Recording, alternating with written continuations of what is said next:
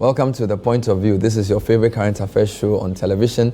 This is a special Independence Day edition. It's the 6th of March. Happy 66th anniversary to all Ghanaians. Tonight I will be waltzing through a conversation with friends from one of Ghana's most prominent senior high schools who are celebrating their 113th speech day. We'll reflect on Adisadel College. Later on, I'll be speaking to the author of a very interesting book titled The 1948 Riots. The man is called Andrew Ofoya Megache. He was a teenager when these riots occurred. He later on became a journalist and a diplomat. He has some very interesting reflections on the 48 riots, on the independence of Ghana, and on the ideology of Kwame Nkrumah. All of that and more in this special edition. Stay with us.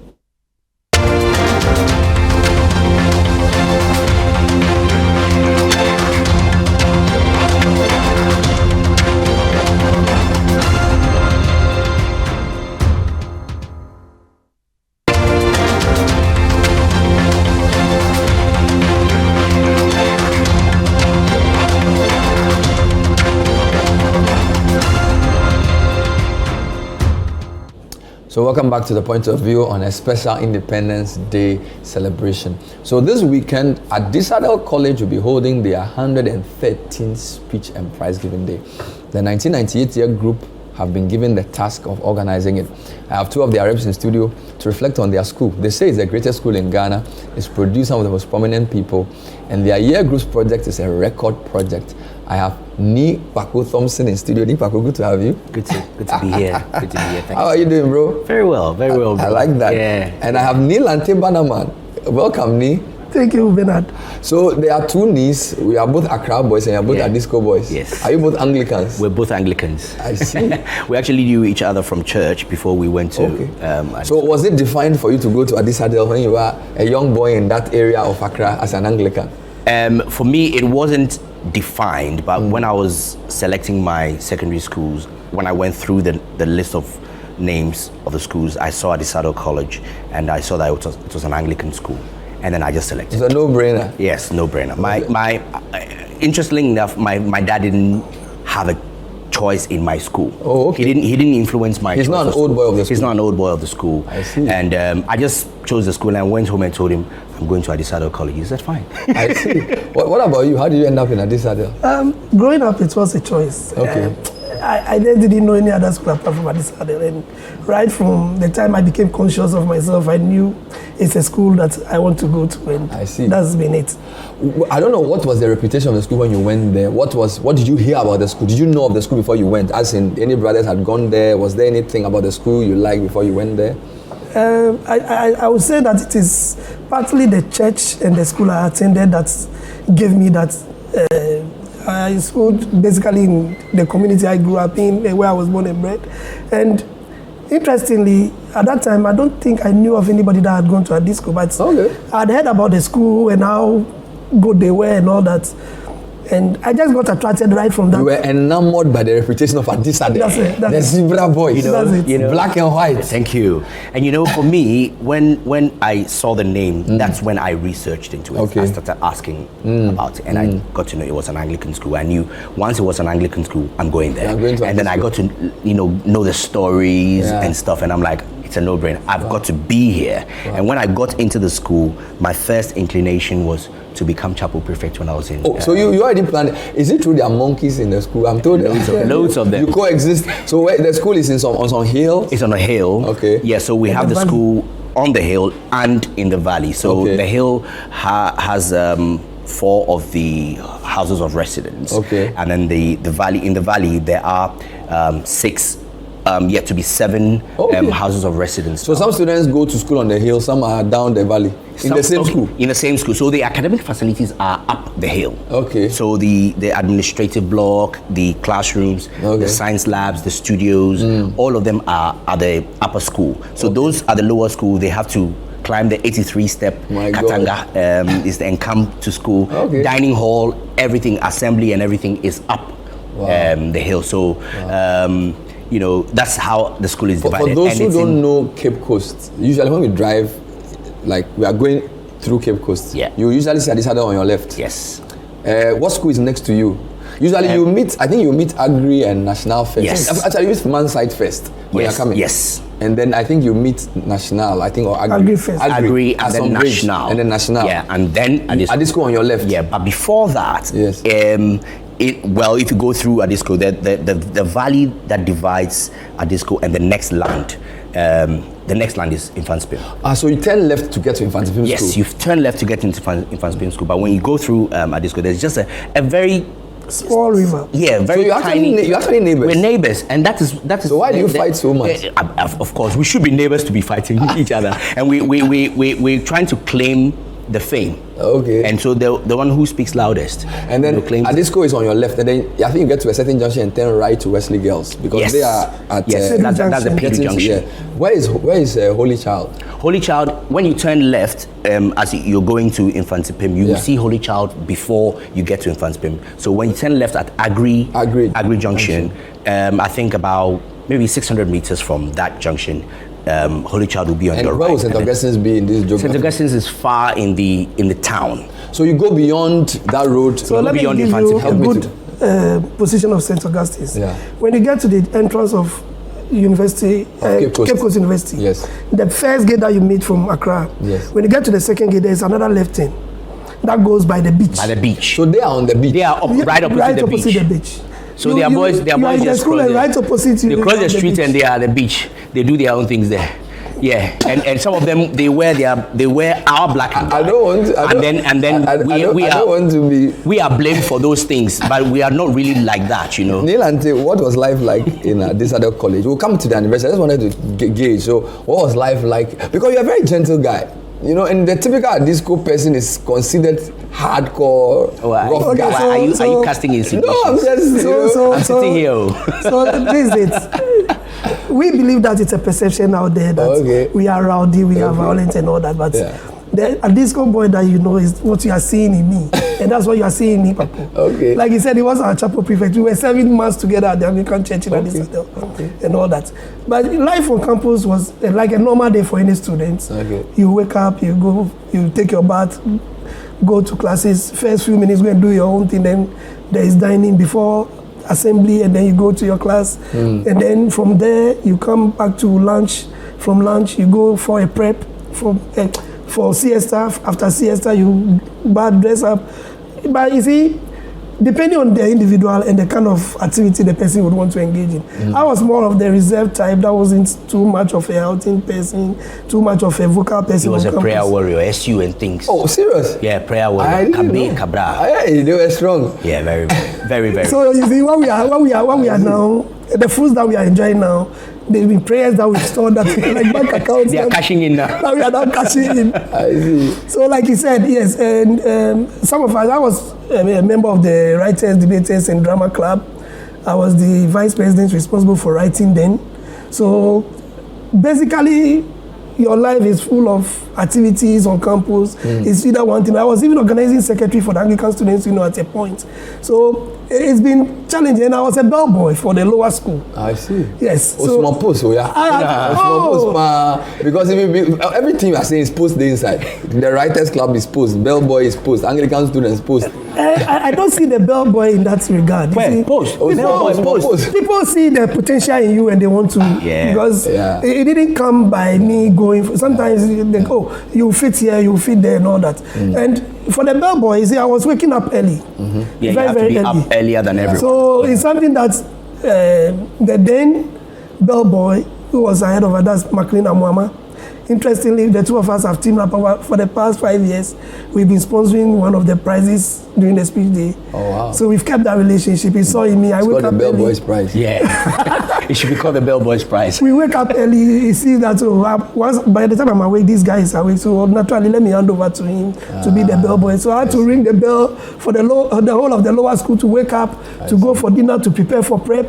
So you have to be time conscious. No, you're a big man. Let's talk about the school. You are 113 years old. Yeah. That's I mean, so I don't know, like the school was started in 1910. 1910, yes. I don't even think there was electricity in Ghana at the time, right? Yes. Yet there are certain traditions and values in the school that have been passed on for 113 years. Yes. And you went there in 96. Yes. And it's still the same. So give me one or two, three big things about Adisco in terms of the values or the character of an Adisco person. Yeah, like as you said, Adisco was started in 1910. It was first known as the St. Nicholas Grammar School, and it was not situated where it is now. Okay. It was somewhere in town. Okay. And the students were the ones that built the school as it is now. You are serious? By themselves. The students built the school. Yes. They did the masonry, concrete work. Everything. So once classes were over, they were all moved up to campus to go and build. So the school has been built by the students themselves, and that is a legacy that we all have. We continue it. So every structure in the school has been built. So right now we don't physically build it with our hands, but then with our resources. That's every structure in the school has been provided by all students. Amazing. That's one thing. And then we also have that culture of resilience, where we are strong. Once we set our minds to do something, we get it done. What project are you doing? Since the school was built by students, yes. I'm told that every 25 years, the year group organizes a speech and builds a project. Yes. What are you guys doing? Okay, so we are doing a $200,000 project. In fact, it's a reading hub. It can even be used as a classroom. It can be used like a conference room. It's a multi-purpose facility. And this project, in fact, we thought it wise to build it at the lower school, like we are saying. Nipaku told you, all the academic facilities are at the upper school, which you call Leopoldville. They are on Leopoldville. So we have the classrooms, the administration block, the dining room, the labs, the studios, everything is on upper school. So every morning you have to trek to school, climb the lower side and come back. It's a disadvantage. It's a disadvantage. Yes. So you are trying to correct the imbalance. So, this is what you are building? Yes. What is this? This is a reading hub. It's a 200-seater facility where students can go in to read, to do some form of learning and all that. So they don't have to go all the way to the upper school for their individual learning and even prep. So they can actually be stationed there. You guys are building this yourself with your own resources? We've built it. You finished? We've built it with our own resources. $200,000? Yes, and some sponsorship from there it is. Somebody might think that the 200,000 is an exaggeration. We didn't start with the 200,000 in mind. But in recent times things have escalated, and so it's even through our budget off gear, and we had to even resettle it. Exactly. But this is the facility. We are now. It's done. It's about 99.5% done. So I'm seeing. Just go back to the previous. I'm seeing some nice. Yeah, that could easily be one. This is another house. Jubilee House also. So that's Jubilee House. Yeah. That's Jubilee House there. Yeah. On the back. No, that's Kweku House and that's Jubilee House. Kweku House. Kweku House is the one in front, and then Jubilee House is the one there. Okay. So, but as you can see on the picture, the structure is such that it can go up to about 10 floors. Oh, okay. With the foundation and everything we did, can take the structure to about 10 floors. So you are doing 2 floors for now, but people can add up to it in future if they want to. Wow. So that's the kind of legacy we are leaving for Adisadel College. So when are you commissioning this project? Saturday. On Saturday. This Saturday, the 11th. And we have the Minister of Education doing the commissioning for us. Oh, Education. Education. So what else are you doing as part of the speech day? Because it's your year group organizing. Yes. So what else is happening? Yes. Okay, so let me give you the rundown. From tomorrow, there's a handball competition between some selected schools in Cape Coast. And then the finals of that will be on Friday. But on Thursday, we have a guidance and counseling session for the St. Nicholas JHS. And then on Friday, we have the handballs finals and then the candlelight procession. Wow. And then on Saturday morning, we have the commissioning of the building and then the speech day. Wow. Sunday morning, which is the 12th, we have the Remembrance Day service, which is a very small service to remember our departed brothers. And then after that is the Founders Day service, where we honor and commemorate Nathaniel Temple Hamlin, who founded the school. And then we have a cement party after. The cement party, yes, is the icing on the cake. A cement party, yes. Which is, what is cement? Especially prepared Gary Soakins. The recipe is just for Adisco people to know. So if you want to have a taste of it, you need to come for it. That's interesting, but it's a tradition that has lingered on for more than 100 years. Yes. This cement party thing has been in existence for more than, it's the same number of speech days that have been celebrated. No speech day ever finishes without a cement party. Amazing. Now, Adisadel College has produced some prominent Ghanaians. Sir Sam Jonah, I think, is possibly the most prominent. There's quite a number. Prince Kofi Amwabeng, I think a Free Fire, former head of state, was an Adisco boy. BJ Darucha, you know, lots of chief justices, Justice Griffiths Randolph, former Speaker of Parliament, Ebenezer Citi Hughes. Quite a number of strong legal people. Apia Menka is an Adisco boy as well. The current Attorney General is an Adisadel person. I think Mesa as well. Yes. A deputy Mesa for and energy. then George Mekudukatu. Also an Adisco boy. Wonderful. Yeah. What's your message? Atachia is an Adisco boy. Atachia is an Adisco boy. Yeah. You have the list. There's a lot of them. There's a lot of them. I see. In fact, Otunfa in the second. The one before the current Otunfa. Let me tell you an interesting thing. Okay. When he was on campus as a lawyer, he became the head prefect. Oh. So befittingly, the family thought of giving him a place to stay on his own as the head prefect. And till date, that has been the house of the head prefect of Adisadel. And it has been done such that now the chapel prefect lives in that building. Hey, then you enjoy some more. No, you see, the secular leader must always work with the spiritual leader. You understand? So I can give him guidance. So you slept in that room? Oh, yeah. So it's an apartment. It's a 2-bedroom apartment. Oh, really? With a hallway. Hey. So the head prefect and the chapel prefect. Thank you very much. Coexisting and giving each other guidance and counseling. It's still there to date. It's called the White House. Look, congrats. So this weekend is the speech day. Is the 11th. It's at Cape Coast, and all Santa Clausians are invited. I'm sure their friends from Evansville and St. Augustine's and others are also invited. I've been speaking to Nick Paku Thompson. He was a chapel prefect. Then if you permit me before we go. No, I won't permit you. No, we need to do some small acknowledgements. There are some people that have believed in our project. You want to bring your thing. No, they have believed in our project, and we need so to. So you want to acknowledge them? Santa 73, Santa 83, Santa 99, Santa 97. Okay. These are people that have believed. You want to project. Give them shout? We want to. No, you're a big man. Your name is Nilante Banama. Nilante Banama. He used to be at the fish. He used to do some fish business. It was the Premix Council. Yeah. You need to bring us fish for independence. Oh, nah. It's very powerful. When we come back, we'll be speaking to our other guest, Andrew Ofoya Megache. Very interesting guy. He went to Presec, by the way. Oh, okay. Well. He worked with Kwame evidently.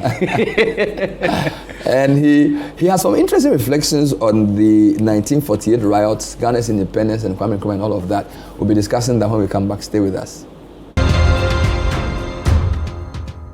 Welcome back. So as I said, this is Independence Day special, and tonight I'm going to talk to a man, very interesting man, trained initially as a journalist, became a civil servant. He's an author and a writer. You can even call him a diplomat. And on the night of independence, he was around 18 or 19 years old. He left school to go and observe the celebration.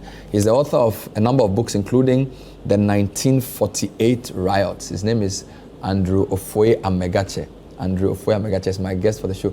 Good evening. Welcome to the show. Good evening. How are you doing, sir? Very well. It's good to see you.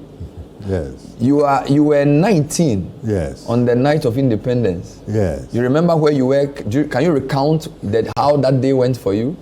Well, you see, I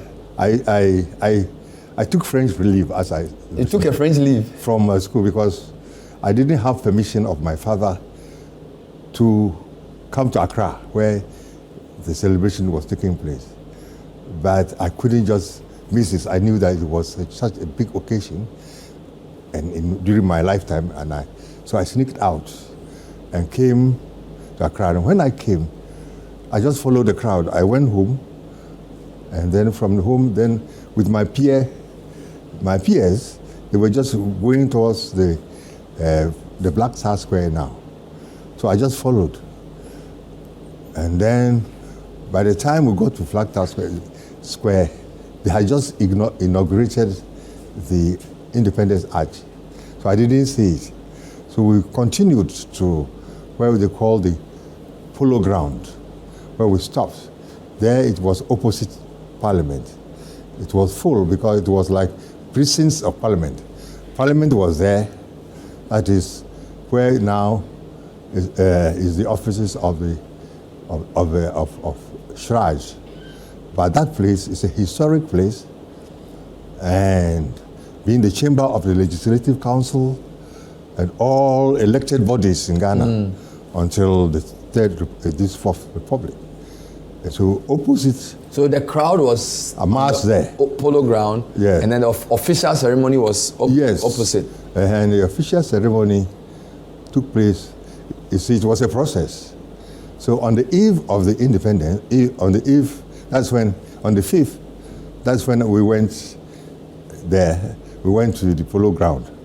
Then Parliament was sitting. It was not called Parliament, it was called Legislative Assembly. And the Prime Minister of the colonial Gold Coast was speaking. And he was speaking, telling us what we would do after independence, his policies and so on and so forth. You see, and so he spoke just towards the midnight. You see, by midnight had been arranged already. That immediately midnight struck, the Ghana flag, the British flag will be Union lowered. Jack would come down. Will be lowered. And the red, gold, green will go up. Yes. And so when midnight struck and Nkrumah has finished his speech, they whisked him away. They carried him shoulder high across to the polo ground. And there he spoke. So he has spoken in Parliament or the Legislative Council. Yes. And then the midnight thing, then he was brought to you guys, yes. the masses. For the masses. Yeah, the masses. For the masses. But we have. So you're one of those who were standing there waving white handkerchiefs. Well, no, I saw them, but we were too many. Too many. But recently I met somebody who was also there. Wow. We compared notes because I forgot the people that I knew. I don't know where you were age 19. Yes. You 19. Were then a student of Presec Odumase Krobo. Yes, I was in Form 4. You were in Form 4. Going to Form 5. So you understood what independent meant? Very well. And nowadays, the secondary school boys were like the university boys. We were the most educated people. Because most people will go to standard 7. And it's maybe school, English school now. It's standard 7. So if you go to secondary school, we are somebody. So we understood some politics. Do you remember the speech Nkrumah gave? No, the only thing I don't remember. In terms of hearing it there, because there was a lot of noise. No, but what I did hear him, he spoke. And then we always say in Ghana, say, yes. But I knew also what he said because it was reported. Okay. That the independence of Ghana is meaningless. But where you were standing, it wasn't easy to hear him. No, yeah, but you could see that it's just like a drama, some stage, something. You see the people on the dais or something. He's there was they there. All went, but they were wearing fugu or this. Yes, prison graduates. Prison graduates. Those who are like Kisley Hayford.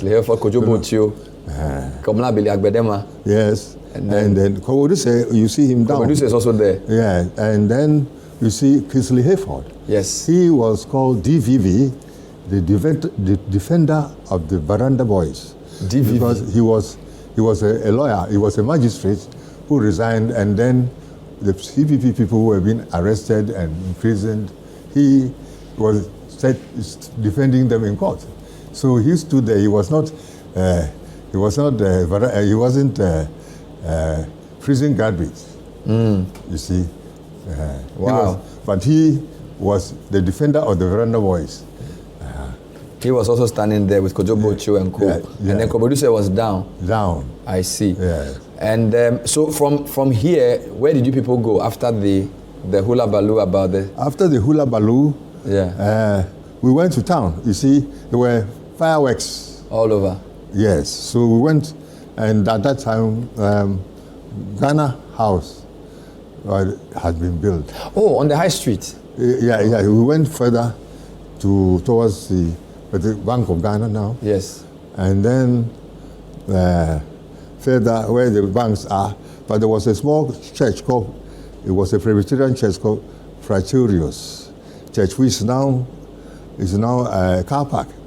But by that east side, there was this aged Leventis building, which was one of the biggest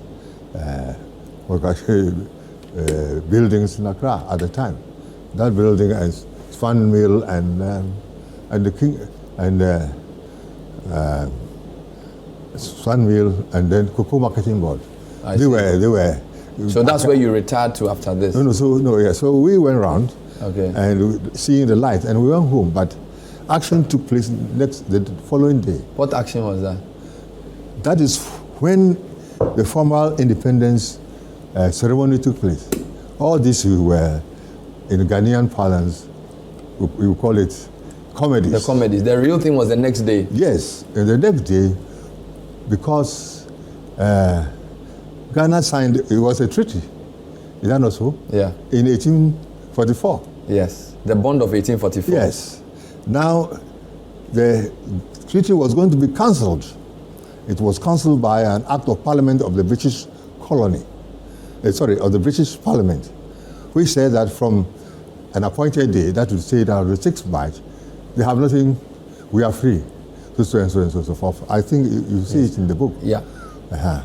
And so, so they have to there should be some ceremony about it.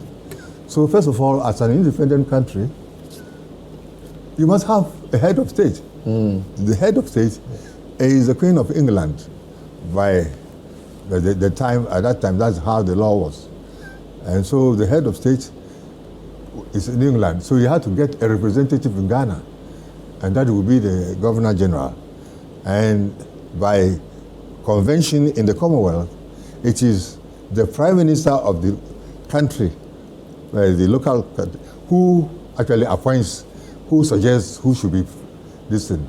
So it is not the Queen who said that I want to bring my nephew or niece to become the Governor General. So Kwame Nkrumah was the Prime Minister? Yes. And so who did he recommended? Well, so he recommended, I'm sure that he was advised, and he was,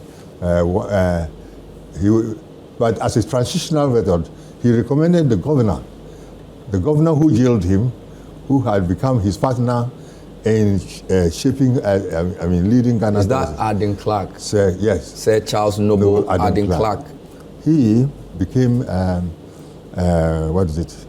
The first Governor General. Governor General of the... So on the 6th of March, about 9 o'clock, the Governor General was,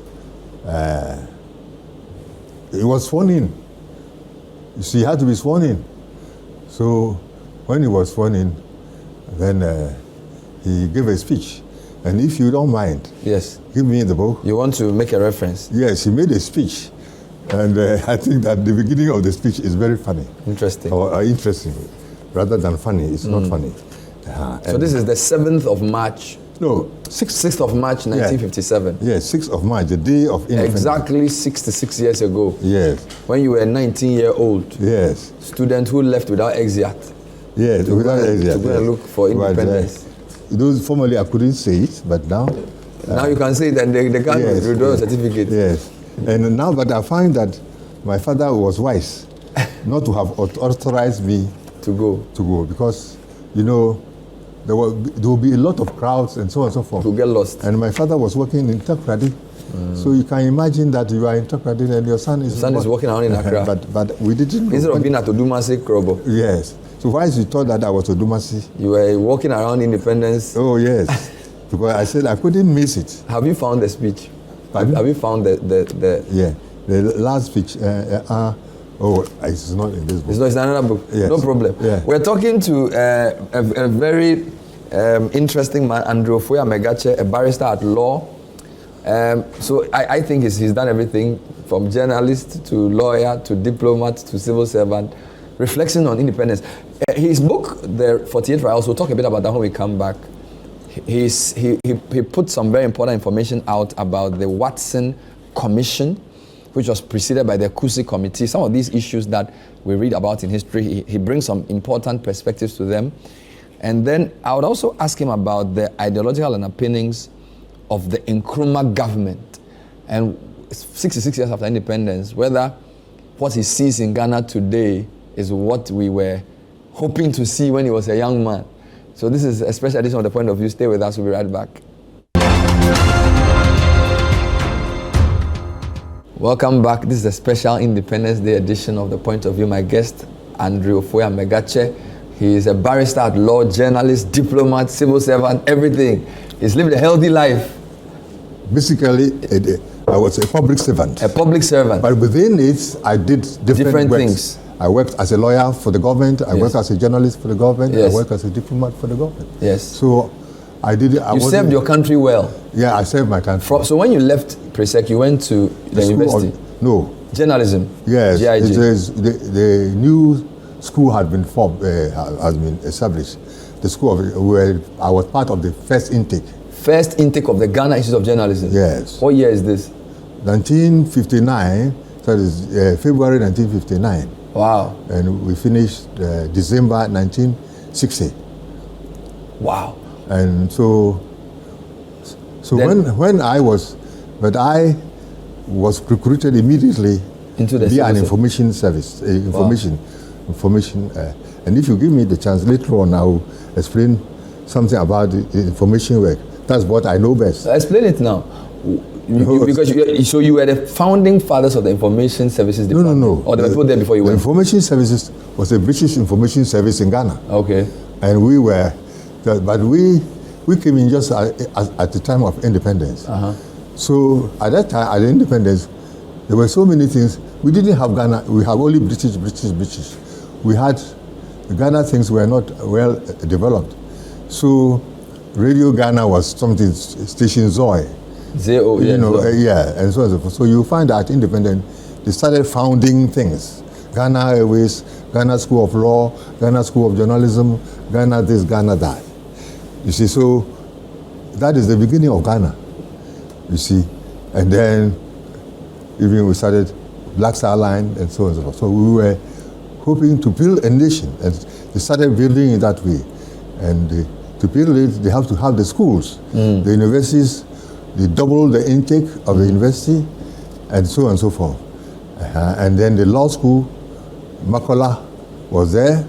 I applied for Makola. I still have my application form. I never submitted it. At that time, in 1959, but I went to the School of Journalism. And as I said, immediately I finished. You were recruited? Because I have done well at my interview and my record.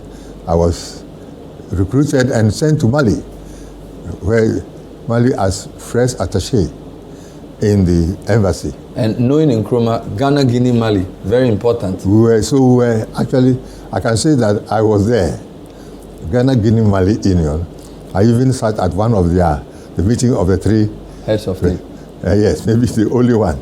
That is in June 1961. So Nkrumah was very serious about Pan-Africanism. Yes. And he really wanted the whole of Africa to be independent. Yes. He meant it when he spoke about neo-colonialism and all of those things. I was thinking that you said you shall get to Nkrumah. Don't worry, let's go. We are just talking, so just tell But I'm saying that what I've seen is that we get confused about Nkrumah. Nkrumah was a Pan-Africanist, an anti-imperialist. Yeah. Before he was also a Ghanaian politician. You see, a Ghanaian politician. In that order, a Pan-Africanist? He was a Ghanaian politician. Yes. But his perspective was more of Pan-Africanism and imperialism. Even when he was at university, he wrote a thesis against imperialism. So which he described as the last stage of neo-colonialism. That is what Lenin said. Yes. Yes, which he said that, yes. But Lenin said something similar. Yeah. But I'm saying that, so Nkrumah was different from all the Ghanaian politicians. He was an internationalist. I hope you get me. I get you. That's what he was doing. When he came to Ghana, he was planning a conference in Lagos. But when he came to Ghana, the time was ripe to do something here, and he was employed. He was recommended, and he came in. And when he came in, as he has written, he found that he has to go by his masters. You see, so he's put aside his own idea. His own ideas concerning especially imperialism, because imperialism is also a communist term. You see what I mean? Imperialism, internationalists, and so on and so forth. He put them aside and behaved like a typical colonial, colonial minister. In the colony, they had chief ministers or leaders of government, business, or prime ministers. So he was quite ambidextrous in how he sort of transitioned to do that initial. But you mix the two. Mm-hmm. You mix the two, but before independence, the internationalists didn't come in. Of course. But when he became independent, he started showing his true colors, more or less, and also because these people were lobbying him. Did the people who worked with him understand his overall vision? They did. You see, we had a civil service, a boarding civil service, and train and the British line. They serve the government, that is, any government which comes. So, to become a top civil servant, you must be well trained, you see. And one of my bosses in foreign affairs, what he told me, he said, you a civil servant, you have to tell your boss that what you are suggesting is not a bad thing. But if I were you, I'll do it this way. I would do it this way. That sort of thing. And then the minister, he's a politician. He goes up and down. So the civil servants will prepare the necessary papers. When you give me a topic, that, I want to this policy, it's neutral. The civil servant, the top civil servants, and that's what they were taught, ALA do, and others, like Mate and others. They are now. So you take this topic, look at it, pros and cons, and then make some suggestions and all that. That is what. So civil servant is supposed. So anybody who comes in, that's why they're able to serve every government. Any government. I see. Any government which comes, you can rely on the civil servant. But if you politicize the civil servants because of the person's qualification and all that, you become your own advisor, and you know how it is. If you become your own advisor. Why did you write about the 48 riots? What were you seeking to correct, or what were you seeking to add to the body of knowledge? Well, I came. First of all, I wanted to. When I finished Legon, as I was working, I was studying at the same time. When I finished Legon, my French, I did French, honors in French. And, I wanted to, and I took a degree in history when I was working in France. Or when I went on some short courses in France, I took advantage and took a... Is this Sorbonne or Toulouse? It is Sorbonne for the history. Okay. And then Strasbourg. I started at Strasbourg. Okay. So I wanted to write an MA thesis. And I wanted a Ghanaian topic. So I wanted to write about our independence movement. And so I hit upon an old bound volume of the Gold Coast Bulletin, which was the papers of the Information Services Department. And I found that there were daily reports of 48 riots. So I saw it. In fact, I saw it in 1966. So I got interested.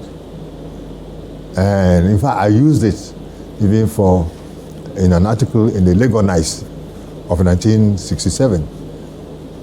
Then, gradually, I hit upon the actual verbatim report, you see, where the people who actually testified before the committee and who took part. Yeah, who took part, because you couldn't have a bystander. They will shoot you when they are shooting all over the place.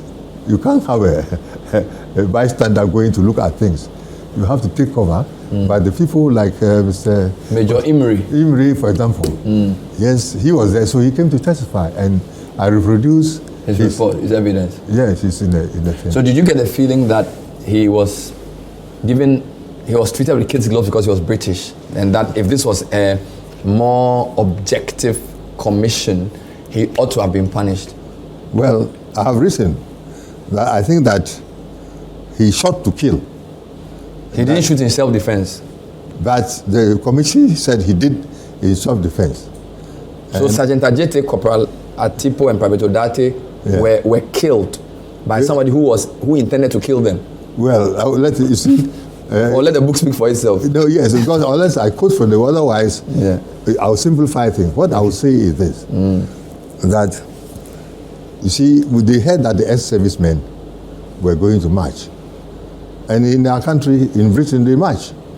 So even when they told the people, the police, come and get permit. Why? Come and get permit for your thing. But they prescribed the route for them. You see, but they did not want to obey, and they did not obey. And so they also took countermeasures. They knew that they were thin on the ground. They didn't have because if a crowd of, say, 1,000 people march to the castle, they will kill everybody who is there. So they made sure that nobody will cross a certain line towards the castle. You see, so they put people alongside the march. But you see, so they march. They said they should march from what is the Nkrumah Mausoleum now. They should march to the town, and they prescribed the route to a place called White House. I've not been able to find out what that White House. It is not the one Mr. Ham's house towards Choko. It's a place inside Accra called White House. And then they should come back. And when they come back to the polo ground, that's where they should then send a petition. Their petition, and somebody will be waiting for them to receive it for the. But they were not in the mood. So when they did that, but when they came, the person whose name should be mentioned is called B.E.A. Tamaklo. Okay. B.E.A. Tamaklo was the head of the ex-servicemen, and he signed the petition and all that. But I don't know whether he died too early, or I don't know what his relatives are. But when we tell the story, he was the leader. His name is known. And so he and his people took the thing to the ministries. At the time they call it secretariat. But then the people marched. All the states, I want to see our governor, and all that sort of thing. You know, Ghana, when there's a demonstration, they are dancing. We no go agree. Yeah, and unfortunately, when they were coming, the people got panicked, and it's described. So when some of them were riding on cycles, they were dancing, bugles, and Mr. Imre looked at one of the things. He looked at Ajiti also, started pulling the crowd, and he gave order that he gave order to his African police officers to shoot, but they will not. One of the African called Isa Kanjaga said in Hausa, Kakeyi, don't do it, something like that. And I'm saying this on the authority of his son-in-law. And when you see what the son-in-law said, and we see the report, you find that the people disobeyed an order. And so it will mean that the story that this man said they should not shoot is true. You see, it is in the book. Yeah. So this is what happened, but they killed other people, Atipo, and then Odate, and so. I see. Yeah. Finally, did you deal with the Big Six and their responsibility? Yeah. Because the government tried to blame them for the 1948 riots. Yeah. Whereas you could say this was the trigger for the riots. So does the book talk about the trial of the Big Six as well? Yeah. I'm happy you have said that trial, but I've written in the book that it's not a trial. What was it? But it was like a trial. It was like a trial for sedition. You see, it was like a trial for sedition. And so you will see that when they were giving evidence, they did not always speak the truth. For example, Akwaji was a man who drafted who drafted the petition for the police, for the soldiers. But he more or less tried to deny it until it was shown to him that Tamaklo, whom I talk about, this Tamaklo said, they wrote something and they showed it to Akraje and so on and so forth. Later on, it was seen that they said, they used his typewriter. As Akraje, as an old man, I met him in the law court, in our roving room. And because I'm interested in this topic, I asked him, please, about the petition. He said, do you know that I wrote it? He admitted to you. Yeah, he told me that. He wrote it. So they were there. And then, you see, I would like to say a few things about the Big Six. Sometimes people don't understand the Big Six. Some people think that they are just some bourgeois people who just, who are not interested in it. In fact, so other people also think that other people should be honest like this Big Six. But if you look at the facts, the Big Six were just accidental. 6 people were arrested after the riots. But all these 6 people, there was something about them. You see, Akwaje and Akufo-Addo, that is the old Akufo-Addo, they were seen in the car with the white flag going around Accra. And so the British said they were celebrating victory. You see? So they were arrested? And so during the questioning, they were, so when they were arrested later on and the commission came, they were questioned about it. And a finding was made that they didn't believe their story, that this thing, they were for peace. I see. So this is Akwaje and Akufo-Addo. If you take Dankwa, he, just a few days before, he went to Achimewakwa, he went to Kebi, and there was a meeting of the Achim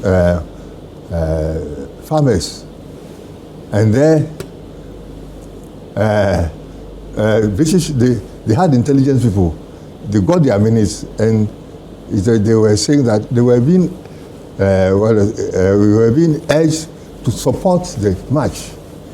So you will find that it is not only the ex-servicemen, but they were also trying to incite farmers. And that was all Dankwa's supposed involvement. Yeah, but this, sometimes I write better than the way I speak. But if you look at the book, you will find the details of all this. What about Nkrumah and Obeche-Bilamte?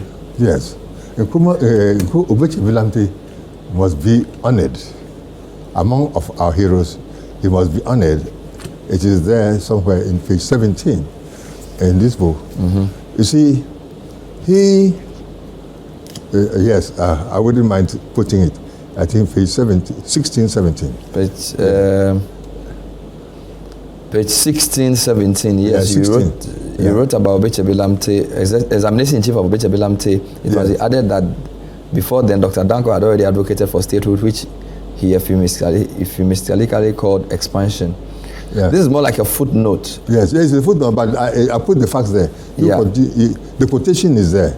In the quotation, let me show you the quotation so that you can quote it. I see. But what's the point? Just tell me. The point is this, that he, by 1945, has advocated for self-government, you see, within the British Commonwealth. Okay. The dominions of the... Then he has also made a speech, and he said that if they give us independence, we shall accept it. But if they refuse, that is the British, we shall take it. It is there. He said that. And he said that, and he was questioned on that, in that place. So you will find that, I'm trying to say that independence was a process. It was a process. And you think the Big Six occupy a special place in that? That they deserve the honor that they are getting. What about William Oforiatta? Yes, William Oforiatta, he was a younger person. But you find that at the Chevy meeting, he was at the Chevy meeting with the farmers, where they were trying to incite them to come to. So all of them played significant roles. So even though they were bundled together and sort of accused, they all were doing different things which contributed to our independence. They were acting together. I see. You see, then Akufo-Addo, the former president, he was the president of the Accra branch. And so the principal branch of the convention, and they meet in the South. And I have quoted evidence given by the wife, because what the British were doing was that they were very clever people. They formed a kind of a club. The club, they invited elite people, especially people who have been to abroad and all that, so that they would bring about racial harmony. Now, what happened was that on the day of the after the riots, they all repaired to Akufo-Addo's house to have some drink. It is all there. It's to have a drink there, and then Mrs. Akufo-Addo, you know, she was the hostess. She tells this story at the commission, and then Mrs. Akufo-Addo rang the secretary of this club, because the club also used to meet in their house, said, "Oh, don't let the European come to our area, because we are being stoned." You see, and when he rang, he didn't get the information of it. The man, not knowing that he's the information officer, but he was doubling up as a club operator. Yes, and so the long and short of it is that the man said that he was happy that Akufo-Addo was being stoned. And so the woman gave it to her, and it's there. It's in the book. Where can we get this book to buy? Is it available in any shop? Well, it will be available in the Legon bookshop or the law school. Wonderful. And, yeah. Finally, 66 years of independence. Yes. Where do you think Ghana is? Would you say we have attained what Nkrumah thought we should get? Well, independence was like a birth. And when you are born, you do not know your future. Your future will be determined by tomorrow. So Ghana has been born, and we have had some experience. The early experience were during Nkrumah's time. You see, so many things happened. I mean, well, events were also happening. You know, we did well, but you find that internally, we didn't do well. We didn't get good governance. You see, internally, we didn't get good governance because there's a tendency on, excuse me to say, many Ghanaians or Africans to cheat a little bit. So you are elected, you don't want to go. That's why in Africa you have so many coup d'etats and all that. Yeah, yeah. So, but then I think that Ghana is not doing badly. And before we start always complaining, we should look at other countries. I don't want to be a citizen of Cambodia, Iraq, and all those places and wars. They are all third world countries. You see, and if you take Africa, there have been dictators, but Ghana is one of the few countries where a dictator like Jerry John Rawlings, let me call him a dictator, but he also helped the process because Ghana people want democracy and he had to listen to them. And so he set aside. And then before he died, he was on good terms with one of his bitterest enemies. This is an achievement of Ghana. So we should not be trying to say that everything is wrong. There will always be something wrong in your own house and everywhere. But we should learn democracy from the people who more or less practice it, like the British.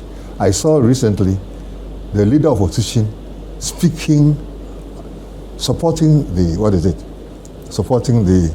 prime minister over certain issues like on Northern Ireland and so on and so forth. That is what they try to teach us here. Okay. But thank you. It's been good talking to you. I hope to get more viewers to get a copy of this book. Yeah. And Ofoya Megache, who's a man who served his country for over how many years? Over 40 years. I'm sure it's more than that. Yeah. Over 60 years. Oh yes, about 60 Over something. 60 years. Yeah. Wonderful. Thank you for talking to us. We wish you well. Happy. I also thank you for this opportunity to say something. Obviously. To say something, for varieties and so on. Because I think that there are a lot of people like me in the system. But I think that what I will blame you, present day journalists, is that You want the news to come to you. You don't go to the news to look for the news. Yes, that is it. So, but if you search for news, you will get. You say you don't have news, you have news. Interesting things to write about. Okay. But because of radio and so on and so forth, you are reducing Ghanaians only to radio listeners. And we don't read. We don't have magazines. We used to have Legal Observer and other things. So you people, you are a young man.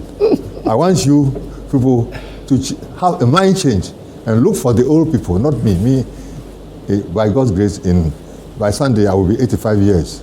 I didn't know that I would be that. There are people who are older than me. You must learn from the old people who are still there. Thank you very much. You deliberately came, and I appreciate you for that. Thank you very much indeed.